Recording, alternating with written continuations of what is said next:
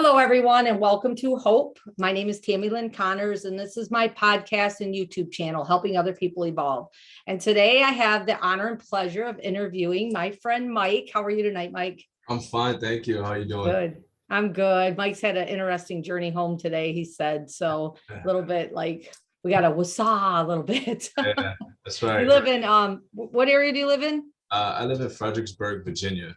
Okay, right. So a lot of traffic and stuff, you said. The 95 is a nightmare always, for sure. Always. Yeah. So, yep. Yeah. So we were talking and he was in like about a 2-hour traffic jam on his way home. So it made it a little bit, I don't know, a little bit going faster on this, I guess. More like I was like, okay, we can calm down and just let's do it. And I'm super excited. I talked to Mike a couple weeks ago about his story of hope, and it's a great story. And so what my mission and vision is with Hope is just to help people know that they don't struggle alone in this world. And as you go through a struggle, you can get to a strength. You can come out of those struggles. Unfortunately, all the people I've interviewed have been through a struggle, but fortunately, they figured out solutions and have gotten to a strength. So I love hearing the stories because, Mike, these stories of hope have helped me, but so many people message me and they say, because I heard AJ's story or Keith's story or I'm trying to think of some of the names right now. A bunch of the stories, Jamie's story, I can get out of bed today and I can go through my day because I heard that story. So I spoke with Mike, like I said, a little bit ago, and you kind of shared a little bit of your struggles and how you've gotten to a strength. So if you just want to go ahead and share a little bit with us of, what life was like growing up for Mike and where you're at today. Sure. All right. This is going to be a long-winded one, but let's go through it. So I am originally from Brooklyn, New York. I come from a mixed family. Half of my family is Italian, half of my family is Black, and part of that is Spanish as well. So growing up, we didn't have much. I mean, my grandmother had 12 kids. My mother's the oldest, and it's me and my brother. And my mother's a single parent, and she raised me and my brother. And she did the best that she could. So, growing up, we made do with what we had. And so, sometimes it was good and sometimes it was bad. Sometimes it was running extension cords to the neighbor's house for lights. Sometimes it was heating up water on the stove in order to take a hot bath, right? So, it's just, we did what we had to do. And for me, growing up and being the oldest, it was just a way of life. I never really sat and wished that I had more, or wished that it wasn't my life and my life was something else. For me, I just rolled with it. It was just like, this is what it is. And this is what life's supposed to be in my mind. And, we just got to do what we got to do to make it to the next day. But what really changed for me was in my early age, probably around 12-ish, maybe 11, I knew what I didn't want. I knew that I didn't want to live this lifestyle. I knew that I didn't want to really be a statistic with everything that was around me. And so I knew I wasn't going to do drugs. I knew I wasn't going to drop out of high school or school for that matter. I knew I would graduate, right? So I set these goals at that early age. I knew I wouldn't have children young. I knew I wouldn't have sex young. Like, I knew all of these things at a young age. And so I stuck with it, and that was just embedded in my head. And so, as I grew up and we moved on, and in my right around 19, right after high school, I jumped into the IT field and I did cable infrastructure. And, I was really oblivious to recessions and layoffs and things like that. I read that in the books, in history books in class, and it happened. And I really couldn't believe it. I had a really good job. I still was living at home. So I was making about 400 a week after taxes. I still lived at home. So it was a lot of money for me. And I was pretty savvy with saving because I never had. Mm-hmm. So anyway, with the layoffs, the phone industry took a hit. So that means I took a hit. I jumped into the Navy. And just so happens, my luck, of course, I think the war started because they knew I was coming. So I signed up probably a month or two before 9/11. Of course, I'm waiting. I'm trying to figure out when I want to go in. 9/11 happens, and I'm like, well, I don't want to go in now. Needless to say, I took some time right after 9/11 to try to process what was going on, what my life was going to be like. I felt like I had no choice. Of course, back then I didn't know I really did have a choice. I didn't have to go in, even though I had signed up, and most people believe that, but it's not true. Anyway, I just got to a point where I was like, you know what? I signed up, I got to go. So September 25th, I left. Mm. Made my way to Chicago, the Great Lakes, and I went into boot camp. Needless to say, fast forward, I did 4 years in the Navy. I've seen a lot of things. I went to about 17 countries while I was in. I picked up some discipline. I picked up skills. I picked up a lot of different things during my journey. And when I got out, it was a shell shock. I had so my goal while I was in was to save about 20 grand. I've never had that type of money. I ended up leaving with 15. And as quick as I saved it, is as quick as it went. I don't even know where it went, but I was back lost again. I really didn't have any outlet. I didn't have any mentorship. So my career ended, or my term ended in New Orleans with the whole Hurricane Katrina. We was out there saving people. We was out there running, 6 on, 6 off, which means 6 hours of working, 6 hours off. That means you had to eat, shower, sleep, all of that in 6 hours, and boom, you was back at it. Wow. People were coming in and out. Animals were building things for their animals, their bodies. There's this, there's cops, there's this, and it's all just hectic. Just 24/7 is going on. They was like, hey, listen, your helicopter be here in an hour. Pack your stuff. My time was up, and I didn't re-enlist. I was really confused about what I wanted to do. All I needed was 5 minutes of someone's time to just say, it's going to be okay. Stay with us. And I would have. But everybody was too busy to give me that 5-minute talk. So I got out, right? So I get out, and they literally put me out.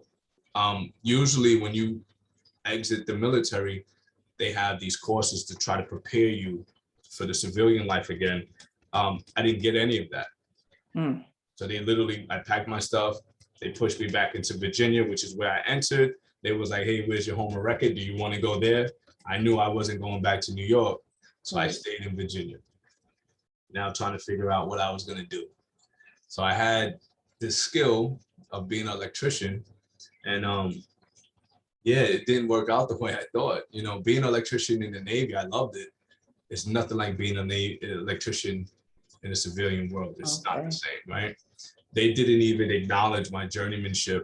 It's just not the same. So it's a lot of manual labor for low pay. And so now I'm trying to navigate through this world, how to interview, how to be prepared, how to get the job, how to negotiate salary. I'm getting $8 an hour. It's like, what do I do? Right. And so, I struggled with it, and I just kept going. And so fast forward a little bit, I got with this company that was hiring military or people that have gotten out the military, and I did really well interviewing. I mean, I was interviewing daily, weekly. I was just getting better at it. And so what they would do is they would match my resume up against these Fortune 500 companies that were looking for the skill set that I had. So I kind of moved into electrical, into electronic type of technician, engineer type of thing, because I could read the schematics, right? And so in the Navy, they say electrician, but we worked on everything. So I did power plant, I did engine work, I did, schematics. I could read the schematics. I can do, circuit boards and things like that, soldering and stuff. So I had that kind of skill. Anyway, so I was lining up with these companies, and probably my first big break was I got with this company upstate New York, and they gave me a $25,000 bonus to sign on. I mean, they were desperate for people within Rochester. They couldn't find the skill set, which RIT is up there, by the way. And I didn't work too far from RIT. And anyway, so boom, I worked there for about 7 months. I got bored, and I mean, I had about $20,000 after I left for 7 months, and said, okay, what do I do now? I got to get close to DC because I'm a veteran. So I moved close to DC. I moved to Maryland. I said, okay, I got to get a government job. Yeah, that's just no guidance, man. It's just, it doesn't work out that way, you know? And so now I'm kind of like at square one again. I try to figure out what's going on. What do I do? Okay, well, the military or the VA had came out with a post 9/11 bill where they're paying for veterans college, right? And it's Okay. different from the chapter 33 where you just got a certain stipend per month. This bill was great. They actually paid us to go to school and they paid for the school. Oh, okay. So overall, they probably paid close to $300,000 for my education. So I went in for electrical engineering because that's what I knew. Mm-hmm. In my first semester, I switched to IT. I started learning about binaries. Most people hate it. I ended up being attracted to it. And so I switched my major. Now this opened up a whole new world for me. So I started setting these goals. I said, okay, I'm going to do this for 2 years. So what I was doing was when I started school, this all happened in the same week. My first son was born all in the same week. Matter of fact, I think I missed the first day of school because of his birth. And then I got a job offer to do cable infrastructure, which I came in at 58,000. Okay. So that was really the start of my journey. So I said, okay, this is a secure job, at least for 2 years. I'm gonna go to school for 2 years. Plus I have the school money coming in, which was about $25,000 extra that they were paying. And so I started doing that and I had a plan. Now this is really the uprise of when I started figuring out everything. Okay. And so Can we stop right here real quick though? Because I want to backtrack a little bit. Right. Like I want to actually backtrack to about 11 years old. Okay. I just want to backtrack to when you, so you said you're living in Brooklyn when you were 11, right? Is that what you said that you, Right. is that about the age? I lived in New York until I was 19. Okay. So when you were living there and you decided that you didn't want to live that life that you had been living, right? You knew that you didn't want to have to take electrical cords from your house to another apartment or house to get electricity or heat your water on the stove. How was that for you? Because I'm sure that all your surroundings were in that mindset of that's the way life was, right? They just thought this is how life is. Yeah. But you decided this is not how life is. I want to live a different life. Was that hard for you with like your peers around you? No, no, because I mean, everything around me was just, I guess you could say it was negative, but it was like normal habits, you know, Right. hanging out, doing drugs, selling drugs, Right. just doing things. It was normal, right? Because of that environment. But I don't know how I knew. I just knew I didn't want to do it. Right. And so I dabbled in some of that stuff. I never did drugs. And, Okay. and I was lucky for that because I was all around it, right? Mhm. Sold it or my friend sold it or they did it, but I never was peer pressured into doing it, which I don't know if that would have worked, but I never had that. No one ever Right. really, even all my friends that sold it, you know, they, you want to smoke? Nah. And it was just cool. More for me, really, you know, so I didn't have to deal with that. I didn't have to deal with that type of pressure, but I just knew that I could do more. Yeah. I don't know how I knew that. I No, don't. that's awesome. That's awesome. I just think about a lot of times, especially with younger kids, you know, just like you said, the peer pressure or just not having as many friends as a lot of people think you have to have. As you grow older, you learn that you don't have to have a big circle of friends anymore. Your circle gets smaller and smaller the older you get. But, you know, just with younger kids, a lot of times I see that then they're like, oh, okay, well, you're too good for us or whatever. And then they shun you off. But it doesn't sound like you had that. Like your friends actually had respect.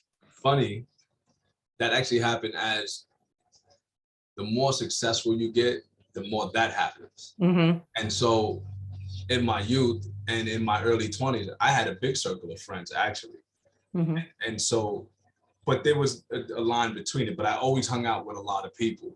Right. What really opened my eyes is I ended up fighting for a friend of mine because of his size versus the size of the guy that was gonna, you know, put the hands on him. Right. When I end up in this scuffle and I took a step back, it was almost like a movie scene where you could get that view and you can see everything. And I saw all these people I hung out with and all the, can I curse on here? Yeah, you can cuss. I won't because I asked, but all the trash talking that they did. Mm-hmm. No, everybody's a tough guy until it really happens. Well, all of that didn't happen. And I was the only one there defending, you know, what was going on. And a lot of this wasn't even my beef. It wasn't my issue. And so from that point forward, I said I would never hang out with a bunch of people again, and I never did. But what's Yeah. interesting is when I started making my way through the IT side of this, I was telling everyone what I found. It was like a jewel that I found, and I'm like, let's do it together. I'm still doing that to this day. I was doing it last night with a bunch of guys that I trade stocks with, and I'm like, listen, this IT stuff, I got like 4 of them. They're like, oh my God, how do I do it? But my point is, I was sharing the information. I was trying to get all these people to come with me, and they did it. And we were all on the same level. We was all working together. And as I progressed really fast, it becomes to, what could we talk about at this point? You know what I mean? And I know, and I try to put myself in their shoes and say, okay, if I was them, what could we converse about? You know, now I'm not on the same things that they're on. You know, I'm talking about how can I triple my money? How can I invest in things? You know, what's the next educational move for me? You know, what's the next business deal for me? They're still talking about, I don't even know what they could talk about because I'm not basketball. I don't talk sports. If I'm not making something off it, or I can't help somebody, or I can't provide something for my children for their future, I don't waste my time with it. Right. So we really have nothing to discuss at that point. So I noticed that friends that I was really close with, and it kind of sucks because there's times I look at other people hang out, we're going to hang out at the bar. I don't have that now. You know what I mean? Because they just don't want to be around me for whatever their reasons are. But yeah, I noticed, you know, the more success you get, the less friends you really that you used to have. Right? As they don't progress with you, it's kind of like people that do drugs. They don't do drugs with people that don't do drugs. Right. And nobody wants to be high around sober people and vice versa. Yeah. So I just wanted to touch base with that a little bit. So now we're in Washington, D.C. and you have your son, Yep, Is it your first child? Newborn. I'm going to school full time and I'm working full time. And so I had a plan, 2 years. It was a 2-year plan. I was going to do the cable infrastructure. You know, it's manual work. I've done manual work my whole life, so that was nothing. And I started navigating through IT, and IT is so big. And then you have to figure out what is it in IT field that I'm even good at, and what is it that I can do. And so I had to pick a lane. And so I fell in love with the troubleshooting part, which was what I did as an electrician. So network engineering for me was it. That's what I enjoyed. I put my focus into doing that. And so what does that mean? That means learning. It means learning a specific vendor proprietary equipment, right? So for Cisco Systems is a huge company, right? And so once you start learning their equipment, you're certified to say, it says that you understand the equipment, that you can build it, you can maintain it, you can configure it. Now these companies, government, private business, everyone uses it. It's most likely in your house, you don't even know it, right? And so now I have the skill set that I can come in there and I can configure it, I can maintain it, I can design it, I can give you what you're looking for. And so it's high in demand. Right. And so now I started figuring out, okay, certifications, college is not even it. It's not even a thing in the IT field. They don't even care for it. You know, I ended up getting my bachelor's degree, but nobody asked me for that. When I got my associates, I was so proud and so hyped. And I did it because 2 reasons. 1, the government was paying for it. And 2, no one has it in my family, or at least at the time. It was a personal achievement for me, but I knew getting that degree wouldn't do nothing for my career. Right. So I did that. But the certifications, so I'm gonna go on the path on how I did it. I went what I call animal on this because, and I'm gonna come back to a time where I was one day away from actually living in the streets, and so this motivated me to say I never want to live like that. Even though I already knew that from my childhood, but now it was revisiting me in my adulthood. So what I did was I started studying these certifications, but I studied like a madman, right? If I was at work and I had lunch, I studied. On my way to work, I had an hour drive. There was a video-based training was just starting to come out. And so they was teaching this stuff on video-based training. So I would set my phone up in my car through the Bluetooth and I would listen while I drove. So that's an hour going to work, during lunch, coming home. When I came home, I studied more. On the weekends, I didn't go out. I didn't watch basketball. Matter of fact, I haven't had cable in about 17 years. I didn't watch TV. I didn't do nothing. I studied, and I went certification after certification, and here I am, 15 certifications in, and I got another 3 more to go. But I had this plan, and when I jumped into the IT field, and when I finally became a network engineer, I probably went from let's say help desk onto a senior engineer in less than 3 years. Wow. Right? Which is really high pace. Yes. And so I knew this was the way. So I graduated school, like on my 2-year plan. I became a network engineer. Everything was planned out. Now, a lot of people believe you have to write it to see it. It was all here for me. I didn't have to write it. I knew exactly what I wanted, and I knew how I was going to get it. And once I figured that out, it exploded, right? So to give you a timeline, I'll give you a timeline and a salary range, okay? Okay. So 58,000 was a cable technician. That was for 2 years, okay? So I did 58 grand 2 years. Now, once I got my first certification, I moved up, and that first position was help desk. I asked for 65,000. They gave me 70. Okay. So 70K. Now, one thing I learned too, and I'm going over these things for people watching. When they give you more money, it's not because they like you. It's because I undervalued myself. And I didn't know it. Now, another thing is legally, with these positions and contracts with the government, the companies can only make a certain amount of money. Okay. There's a profit margin. So if they could get me for 50 grand and charge the government 100 grand, right, a year, they would do it, right? So they gave me the 70 grand, not because they like me, not because I got a good smile. It's because I undervalued myself, but I didn't know any better, right? Okay. So I did that for 6 months. And I'm gonna try and keep the timeline. Boom, contract was up. I went on the job market again, but in these time frame, I was certing up. I was getting at least 1 or 2 certs every 6 months. Okay, so boom, I had another job opportunity come up. I went from 70K to 78,000. So that's an $8,000 raise in 6 months. Okay, now that was a 6 month to hire contract. Most of these contracts were 6 months to hire permanent. So now I'm at 78,000. I did that for 6 months. From there, I got my first networking certification, which is called a CCNA, a Cisco Certified Network Associate. All right, so that's your very bottom level, right? You're just becoming a junior. You're coming up. You can do the very bare minimum. You can configure. You can get the network going. That was 83,000. I actually worked for the Navy in Dahlgren and in Virginia. I did that for 6 months. It was a 6-month contract. Okay. Now I got another certification. I went to 95,000. All right. I did that for 18 months. Within that 18 months, I picked up 4 certifications. Okay. Wow. Now I'm understanding this game. And now I'm understanding how to negotiate my salary. Right. I'm starting to know what I'm worth. Right. And now while I'm doing all of this, I'm learning how to manage this money, because I've never made this type of money. And so one thing that's really big with people is people are a lot of people are say they don't make enough money, but truly they really don't understand money, and truly they don't know how to manage money.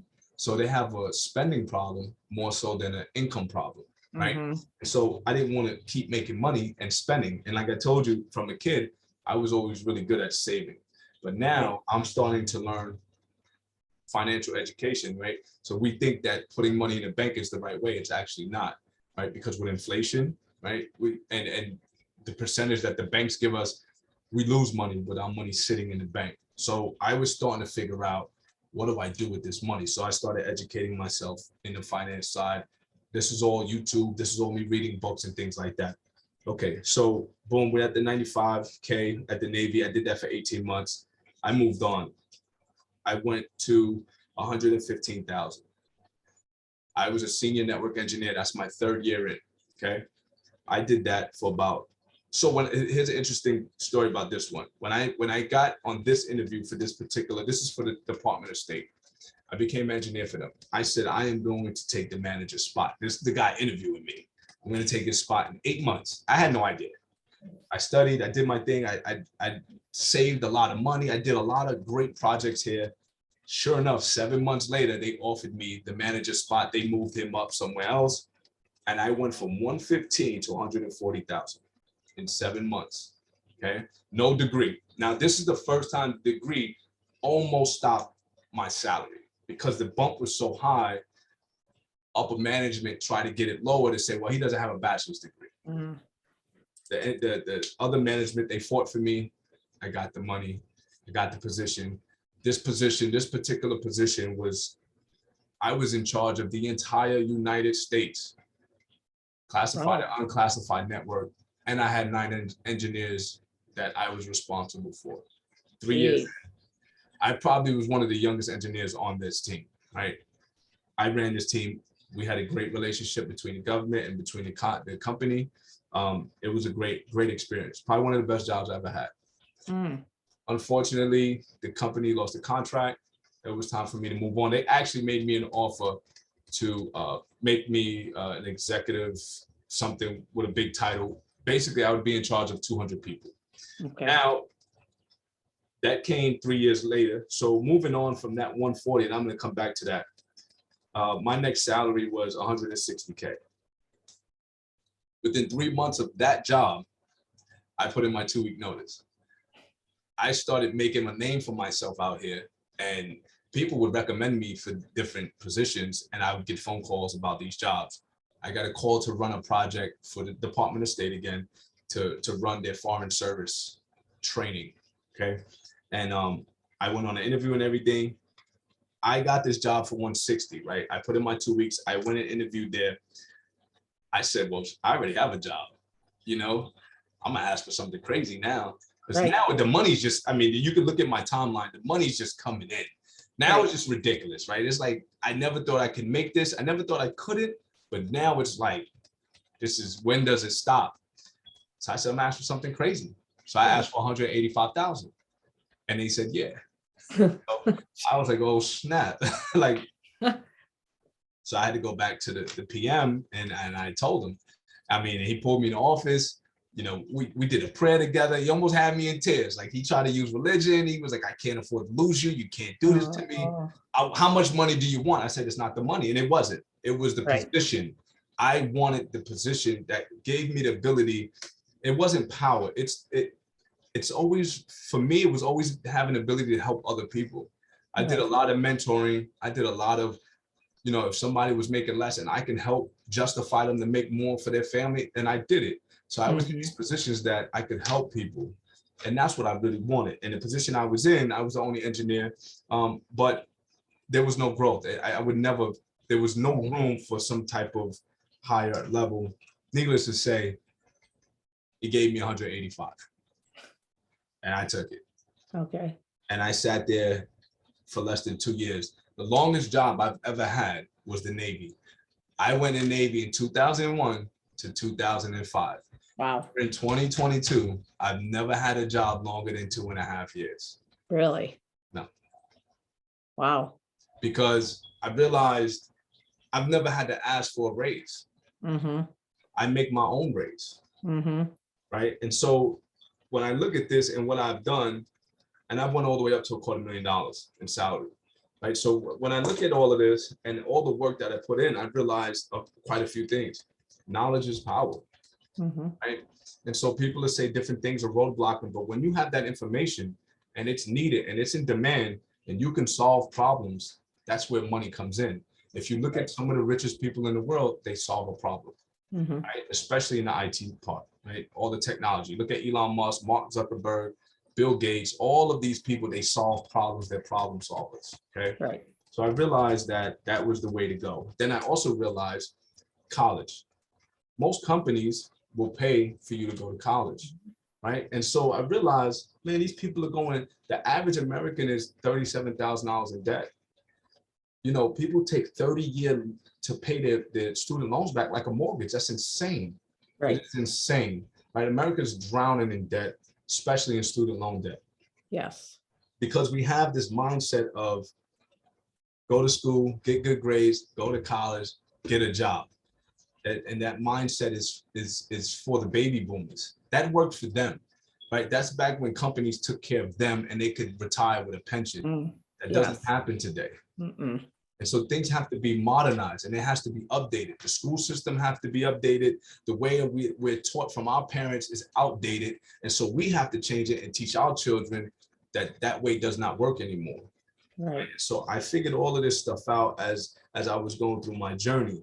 Now, going back to what really put me on this path, when I got out of the Navy, I helped a lot of junior guys while I was in, and I spent a lot of money on helping people and you know, going out paying for things. I always felt like this role to take care of people. You know, I was, for some reason, like the younger, maybe year, 2 years, they gravitated to me. And so I've always was surrounded by younger and older, never really in my age bracket. So it's either younger than me or older than me. And so I was at a point where I was sleeping on the floor, you know, and it was, I was lost. You know, one of the worst things that stick with me is having zero to eat. And I was with friends that I was in the Navy with, and I was out at this time and they were still in. And I remember them, they were all, you know, they doing their thing, you know, girls and food and they drinking and eating. And I'm just sitting there, you know, I mean, I didn't even have lint to rub together. And so, you know, they did their thing, they went out, I stayed in an apartment, and whatever was left over, you know, I scrammed through it and picked at it, you know, and that was how I ate. And that's how it happened for a while, you know, and as being an electrician, making $8 an hour, I had no vehicle. I didn't have a cell phone. Can you imagine not having a cell phone? You know, I can't even remember numbers because the phones do it for us, right? Right. Cell phone, so I had no car, right? And now if you outside of New York or areas that have metro, you're walking. Well, guess what? I was walking in dead of winter with probably about a 40-pound tool bag to make $8 an hour. Okay. And I did it as long as I could. I mean, it was to a point where I was offering friends to pay their car note, to pay their insurance on $8 an hour, just to have enough to get something to eat and move on till I found something. And friends that I had multiple cars. No. And I even struck deals like, listen, it would be strictly to go to work. Like I was on parole, you know, it was like, here's my core hours. You can call me, I'll text you, I'll take a picture. And I was serious. No hanging out. I mean, I was so broke, I couldn't even have a girlfriend. Where we're gonna hang out? You know what I mean? Right. So I was really just focused on work and trying to get better. And I never wanted to be in that position. So I had to thug that out and I had to make it through, and I wouldn't go home. That was the biggest thing for me. I couldn't go back to New York. Going back to New York meant I was going back to street shit, and I didn't want to do it. Right. And so, of course, you know, I'm telling my mom what's going on, and she's like, come home. I can't do it. I'd rather sleep on the floor. I'd rather end up outside. I can't do it. And so I kept fighting. I was like, there's got to be something else. And I just kept interviewing. And I kept networking with people. Networking with people is the biggest thing. Right. So if you, I tell people, you know, and it's not a saying I made up, somebody made it up, you know, show me your network and they'll show you your net worth. And that's right. It's true. It's very true. You know, I just helped a friend. We worked together. We're no longer working there. I said, listen, man, I got a lot of connections with the Department of State, and he's making well over 200K. Right. And that happened off of not only his skill set, but my recommendation. Right. And you know, we're working together now. And so yeah, I realized that that's the key to really being successful is the people that you know, and finding a mentor. That's another thing that we don't grow up with. Right. Leadership. Yes. And so this is why I try to share as much as I can and pass this information on. So look at my career and say in 10 years, I'm only 10 years in this thing. I excelled within my third year. Right. And so all I had to do is really maintain it. 15 certifications is nuts. For people in the IT field, they'll say this guy's crazy. Right. But it was kind of like when you really want something and you're so focused on it. I wanted more of it. I wanted something that no one else had, or very few had. And that was the biggest thing, is being above average. It's something I say all the time. what do average people have? I don't want it. I want something above average. Mm. Most people don't have a bird that can talk in their house. I do it. She drives me crazy, and it's one of the worst investments. Beautiful bird, but most people don't have that in their house. I want Right. it. Most people have 1, 2, 3, 4 certifications. I have 15. Right. Most people make X amount of dollars. I do this, right? Right. I never traded stocks. I made $75,000 in stocks in 4 days. Mhm. I've done things that I didn't think was possible. I never thought that I was a brainiac. I never thought I was even smart enough. There's a certification that it took me 2 years to pass. I just didn't think I had the brain capacity to do it. I did it. You know, Mhm. it just took me to constantly just keep going, and I was able to do it. So everything that I've ever wanted to do, for the most part, I've done, Yeah. and I just stuck with it. And I think a big thing that you just said there is our self-doubt. I just heard, oh, I don't remember who the interview was. Oh, it was Ed Milet and Brett Eldridge. And Brett Eldridge wrote a song in his new album, and it says, "Get Out of My House," I think it's called. And he's not talking to a wife or a husband or whatever, you know, you would say in your house. He's talking to himself, and he's talking about his own brain.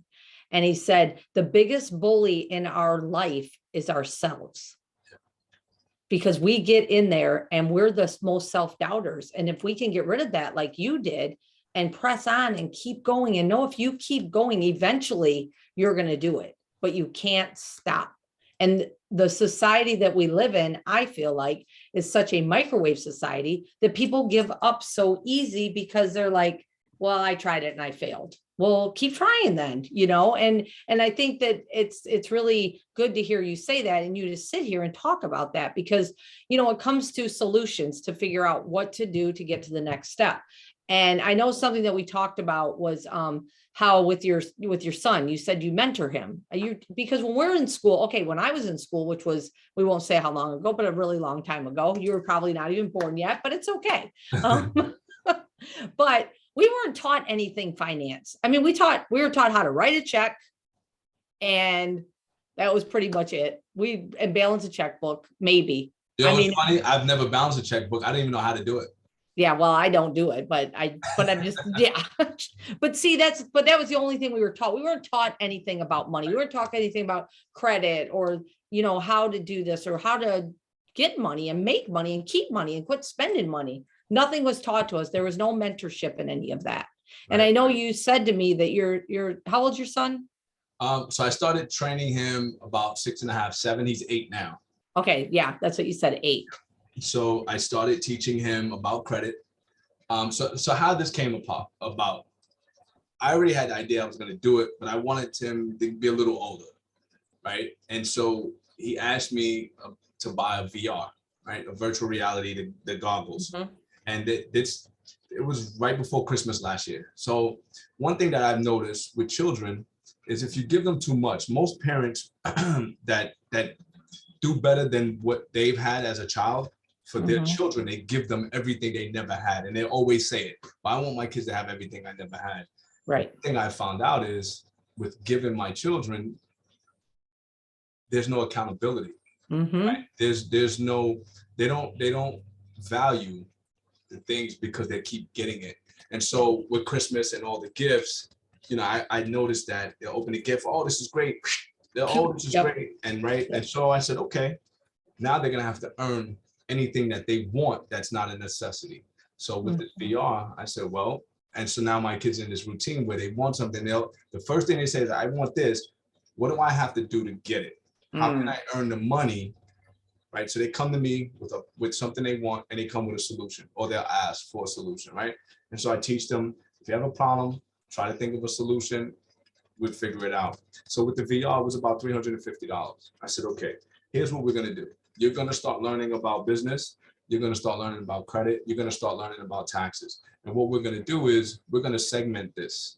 And each section you're going to learn, we're going to review it with a test. And once you pass that test, you're going to earn a certain amount of money. So what I was doing was, everything that we interact with, it was a challenge, me challenging them without knowing. For example, I would say, okay, we're going to learn the different business entities, right? So a S Corp, a C Corp, things like that. And how much do you think this section we're going to learn today is worth? what is that worth to you? Right. So now I'm teaching him to know how much he's worth or what something is worth without him knowing. And so I would have a number in my head naturally, and he would come to a number very close to what I thought. So I knew it was working. And so we would agree on it. And so we went through the material. What's credit? What's the five things that make up a credit score? You know, what's taxes? Why do we pay taxes? You know, what's the different tax brackets? You know, and he would regurgitate this stuff. And so we went through. And it's funny because we got there really fast. So I wrote the word entrepreneurship, 7 years old. I said, I bet you $100. And I truly didn't think he knew that word, that you can't guess that word. And he said it like that. And so it was $100 knocked off, right? So now you only had $250 to go. Right. And there was another word. And I said, $25, right? Because the 100 he was, and I can't remember what that word was, but it was somewhere on the count of entrepreneurship, and he read that word too. And so we made no more of those deals. But needless to say, in about a week, I was able to go through these sections of this material. I was watching, engaging how he was interacting, how he was learning, how he was taking it in, and then able to give it back, and seeing, was he really in tune with it, or was he just doing it to get the VR, right? Because what I was thinking and really testing him, engaging him, was for other children and for other families, right? Then I said, okay, well, he took this really well, and he really grabbed it really fast. And I said, okay, how can I incorporate this for other families? And so I started trying to come up with a program to help other children, because like you said, we don't learn this. I didn't learn this, and they're not teaching this. No. I was having a conversation with a woman older than me about her credit. You know, it's not taught, right? And why it's important. You know, I told her, I said, well, you know, his son, I was like, well, what's your credit limits? And she's like, well, that's not necessary. Absolutely it is. Right? If you have low credit cards, then how can your credit score move up? And there's other factors that go into that. But it was just me gauging, saying, this is why this information has to be put out. And so I was talking to children, so parents, so it does a few things. The parents learn with the children, but they spend that time together. Because what's going on today is the disconnect between the parents and the children. Yes. What the parents doing? The age of parents are a lot younger than what they used to be, right? And so they're giving the tablets to babies right off the rip. I mean, you can see almost, you're less than 1 year old. Those babies know how to swipe through the phone. Oh yeah. Oh yeah. And so we have the tablets, we have the phones. They're raising these kids. YouTube is raising children. Yeah. So I was like, you know, if I can come up with a program that gets parents and children to learn this together, they spend that bond together. They have to communicate together. There's no tablets to do this. This is straight paper, old school. This is how we're going to do it. And so they have that bonding time, and they're learning together at the same time. And so that's awesome. How I did it with my son. That's awesome. That is amazing. So good. That's so, I love the part when you added in there about the bonding time, because it's so true. I mean, you go anywhere and you see the kids in their high chairs, or even high chairs, you know, with their tablet in front of them at a restaurant or anywhere. And it's always like, can I have my, and then they're crying for their tablet because they're addicted to their tablets and stuff. So having that time together is so important. That's because I did, when I grew up, sit at my kitchen table and do homework with my parents. You know, I do remember doing that, but not anymore. Boy, it's definitely taken away from the family. So that's awesome. Now, how many kids do you have? I have 3. 3. Okay. Now it's the 8-year-old, your youngest? He's my youngest. Yeah. Yeah. Awesome. Yep. Awesome. He's into stocks. He's into crypto as well. So we went through it all. You know, we go through everything. Finances. I'll ask him, you know, about buying a house versus buying a multi-unit, and why does it make sense? And when's a good time to do it? You know, I'll randomly say, what's better, a single family house or a multi-unit? Of course, he'll pick the multi-unit. And I'll say, well, why is that better? Well, because you can have multiple streams of income coming in. Okay, but why? And what do you do with that money, right? So we'll go through this whole dialogue of, okay, you know the answer, but why? Do you really comprehend why? You know, and then what do you do with that money coming in? And how long do you have to live there when you buy that multi-unit? Because you can't just rent all 4 of them out if you have a 4-unit, right? So we go through the whole dialogue, and it's a challenge for him. And so he gets enjoyment out of it. But what's really something to see is when, we do these functions and he meets strangers and he goes off on his own and he's pulling his phone out and he's like, so what stocks do you have? And they're like, I don't have stock. And he's like, what do you mean you don't have stocks? Look at my portfolio.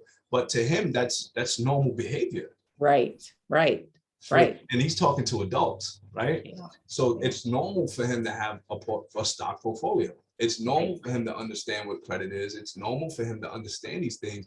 What's abnormal is when he's talking to an adult and they don't know it. So that's something to see, the dialogue between that, because he's looking at them like they're out of their mind and they're looking at him like, this is amazing. Right. And so that's really something to see when you see a child speaking finance to an adult and they don't have a clue. Right. So we have to, and what I'm trying to do is change that as much as I can with whoever I can. And so that's what set me on this journey. It's awesome. So what really is your journey right now? What are you doing right now? So now I am, so I've done a few things. I jumped into crypto. I had no clue, right? But when I jump into most things, I go head first. And what it means is I spend a lot of time.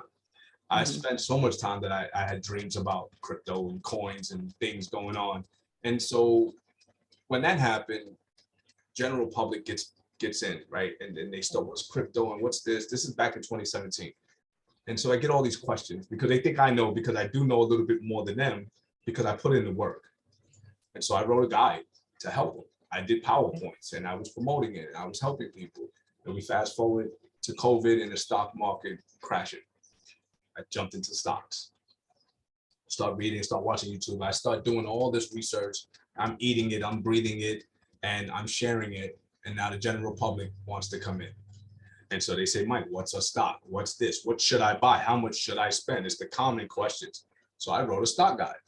So I wrote this guide and I put all of these stocks in there that I purchased and what price I purchased and the date and where I am projecting where I think these stocks can go. And so what I did was, because I was getting inundated with so many questions and with people really, what happens is when you don't charge, there's no value. Right. So people will take your time for granted. So what I did was I raised the price. It was like, I started off with like $50 or something. I started doing Zoom meetings and people wouldn't show up. I had a list of 25 people attend or say they would. 3 people showed up and I was one of the 3. And so I said, okay, stock guide, $1,500. This is like a 40-page book that I wrote. And I had one person buy it, $1,500. I had 3 people buy it at $500 and I think 4 or 5 people buy it at $250. Okay. And so I was like, whoa, somebody out here will purchase. So I raised the price so high to deter people, really. So they wouldn't want to buy it. Well, that didn't work. And so today I said, okay, I've been looking, I read books and I'm looking for a book to say, what is credit? What is finance? What is money? What do I do with it? What is, what is a business? Why do I need to start one? Why should I start one? What is the benefits of having a business versus not having one? And so I started writing, this is the real raw, all in one. This is no gimmick. This is no buy this book to buy my program, to buy my next book. This is going to be, this is what I did. This is the information out there, all in one. And so I'm working on that. I also I am partners in the finance business. And so I'm running that 100% by myself at the moment. I also do my IT engineering full-time as well. And then I have 2 other projects that I'm involved in. One is a team that does movies. And so I'm invested in doing that. I do day trade when I can. For the most part, I'm heavily into investing in stocks and day trading. And so my next move is, well, actually, I'll be running a commercial transport business. I got some stuff to do on that. And so what I want to achieve, I want a #1 bestseller. That's what I ultimately want. I want to do like conferences. I want to host conferences and speak and reach out. I ultimately want to do podcasts. I ultimately want to reach people and mentor, whether it be a group or have a group of people that can do it. And then while that's going on, and I ain't got it, like I have enough going on, but I also want to get into real estate. So I have 3 properties now, but I want to continue. I want to get a multi-unit. I want to do an Airbnb. There's a lot of things left before I leave this earth that I need to do. And I need to be the best that I can be, because at the moment I'm healthy, right? And I should do nothing less than be all that I can be, right? Like a Harlem slogan. But and I have to set up my children's future. So I'm constantly, every day, how can I be better than yesterday? How could I not be great when I have everything around me, right? The health is most important. And that's what I mean when I say that, who am I to waste this? We get one shot at this thing. Right? And so most people say, you only live once. No, you only die once. Die once. That's right. You only die once. That's right. And so I have to leave my name behind, and I don't want it whispered. I want my name to be, even if it's being a part of a movie, that doesn't go away. A book. How many people? I don't know many people, well, since Facebook, but I don't know people in my family that have a book that can say, this is my book, and I want. And so those are my near future goals, is to get my book out. Maybe I thought about doing, like a board game, kind of like a Monopoly for things that we've talked about. And then maybe the podcast. So I want to move out of engineering. I want to completely retire from that, and then and be a full-time entrepreneur. I love that I can do that. I love that I can make things happen. I like to shake and bake. I like to negotiate deals. I love the interacting with people. I love connecting people to say, okay, you need this. I know this person. Let's do it. Let's make it all happen.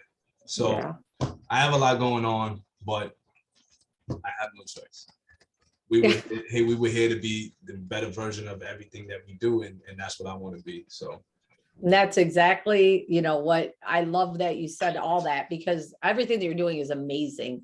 And I love the part where you say in there that you just want to help people. You just want people. I mean, so if I sat here and thought about what you did for 15 certificates, which is a lot, I know, but you put in all this work and stuff, and you're willing to share like things that you've learned through all of that work. And that's important, because a lot of people out there aren't willing to do that. There are a lot of people out there that keep their ego up here and they're keeping things themselves. I'm not going to share that because then somebody else might do good, where I'm more like I'm sharing away because I want somebody to do better. I don't want to have people to have to go through some of the struggles I went through. And if I can give you tools, and that's exactly what you're doing, to help you to get through. And I definitely need to talk to you about some things anyways. We'll have to do that later, but yeah, so it's just a great thing that you're doing out there. I love what you're doing. I like I said, I came across you on Facebook from our friend Marcy, and I just am like, I'm going to talk to Mike. So I'm so glad that you jumped on here with us tonight. Is there anything that you want to add before we wrap it up? No, I mean, if I can help from this, feel free. Feel free to reach out to me. You feel free to share my Facebook page or whatever else I need to give you to, there's really no limits for me. There's no, contact someone else to get me. No, you can get me personally. And I'm willing to give everything I have. Awesome. I'm not, most people hide that information either. I feel like it's because they're intimidated, or, that someone else would. I'm not intimidated. I know what I can do. And if, like I said, if someone else can do better than me, I'm all for it. I want to be a part of it, Right. I can give you that boost, so be it. Because I wish somebody did it for me. But fortunate for me, I didn't have someone point me in that direction, but I was able to find that information. And how do you find information that you don't know what to look for? Right. And that's the hardest part. Right. So I was blessed enough to find that information. So who am I to be selfish? I can't. I don't have a choice. I have to give this information, because if I don't, it'll be taken away from me.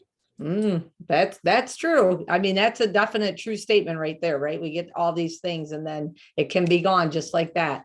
And that's something that we have to always remember too. I know. So, well, Mike, I really appreciate you jumping on here. I know that you had a little stressful day coming home, and I hope that the rest of your evening goes really great. And I just want to thank everybody for jumping on H.O.P.E tonight. Thank you. Take care. Take care.